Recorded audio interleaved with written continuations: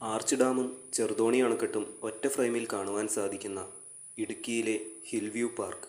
Arch ഡാമിൻ്റെ പിൻഭാഗമാണ് നമ്മളിപ്പോൾ കാണുന്നത്. ഇടുക്കി ചെറുതോണി ഡാമുകളുടെ കാഴ്ചകളും കണ്ട് പ്രകൃതി ഭംഗിയും ആസ്വദിച്ച് ടൈം സ്പെൻഡ് ചെയ്യാൻ പറ്റിയൊരു സ്ഥലം തന്നെയാണ് ഇവിടം. ഇവിടെ ഒരു ഫോട്ടോ ഫ്രെയിം ഉണ്ട്.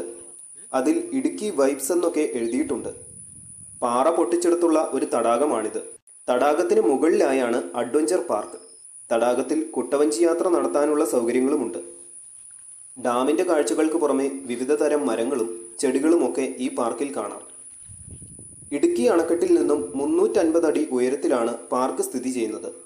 മലമുകളിലൂടെ ഒരു പാർക്കെന്ന് പറയുമ്പോൾ നമുക്ക് ചിലപ്പോൾ ഒരു കൺഫ്യൂഷൻ തോന്നും, എങ്ങനെ ഒരു പാർക്ക് അവിടെ ഉണ്ടാകും എന്നത്.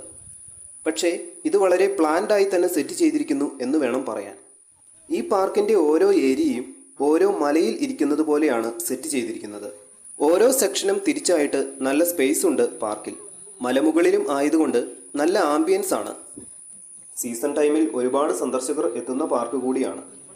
കാൽവരി മൗണ്ട്, കല്യാണത്തണ്ട് മലനിരകളുടെ ദൂരക്കാഴ്ചകളും ഇവിടെ നിന്നും കാണാം. നമ്മളിനി വാച്ച് ടവറിലേക്ക് പോവുകയാണ്. വാച്ച് ടവർ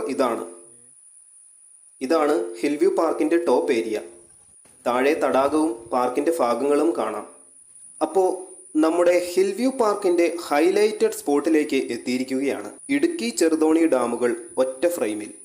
ആർച്ച് ഡാമിന് മുകൾ ഭാഗത്ത് 670 മീറ്റർ നീളമുണ്ട്. എന്നാൽ താഴെ ഭാഗം 19 മീറ്റർ നീളമേ ഉള്ളൂ. ഈ 19 മീറ്റർ ഇടുക്കിലൂടെ പെരിയാർ ഒഴുകിപ്പോയിരുന്നു എന്നതിനാലാണ് ഇടുക്കി എന്ന പേര് വന്നത്.